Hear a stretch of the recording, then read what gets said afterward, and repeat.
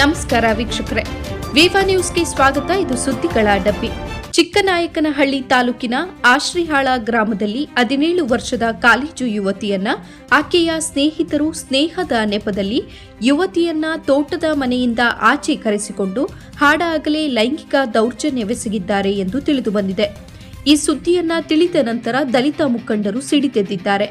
ತಾಲೂಕಿನ ಆಡಳಿತ ವ್ಯವಸ್ಥೆಯ ಬಗ್ಗೆ ಆಕ್ರೋಶ ವ್ಯಕ್ತಪಡಿಸಿದ ದಲಿತ ಮುಖಂಡರು ಲೈಂಗಿಕ ದೌರ್ಜನ್ಯವೆಸಗಿದ ದುಷ್ಟರಿಗೆ ಜೀವಾವಧಿ ಶಿಕ್ಷೆ ಕೊಡಬೇಕೆಂದು ಆಗ್ರಹಿಸಿದ್ದಾರೆ. ವಿವಾ ನ್ಯೂಸ್ ಕನ್ನಡ. ನೀನು ಕಿರ್ಚೋದೇನು ಮಾಡಲಿಲ್ವಾ? ಬಾಯಿಗೆ ಬಟ್ಟೆ ಹಾಕಿದ್ರಾ? ಕಿರ್ಚಾಡಕ್ಕೂ ಆಗ್ತಿರಲಿಲ್ಲ ಅಂತ ಹೇಳಿ. ಮತ್ತೆ ಏನಾದರೂ ಹೇಳಿದ್ರೆ ಮನೆಯವ್ರನ್ನೆಲ್ಲ ಸಾಯಿಸ್ತೀನಿ ಎಂದು ಎದುರಿಸ್ತಿದ್ರು. ಫೋನ್ ಮಾಡಿ ಅಂತ ಹೇಳಿದ್ರೆ ಎದುರಿಸ್ತೀನಿ ಅಂತ ಹೇಳಿದ್ರಾ? ಯಾರಂದ ಆ ಥರ ಎದುರಿಸ್ತಾರೆ? ಯಾರು ನಿಮಗೆ? ಲಿಖಿತ್ ಒಬ್ಬನೇನಾ? ಇನ್ನೊಂದು ಬೇರೇನು ಮಾತಾಡಲಿಲ್ಲ?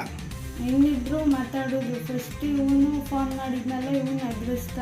ಅದಾದ್ಮೇಲೆ 3 ಜನ ಇದ್ರಲ್ಲ, ಅವಾಗಲೂ ಅವಂತೆ 3 ಜನನೂ ಎದುರಿಸ್ತಿದ್ರು. ನೀವು ಭಯ ಪಟ್ಕೊಂಡು ನಿಮ್ಮ ಅಪ್ಪ ಅಮ್ಮಗೆ ಹೇಳಿಲ್ಲ?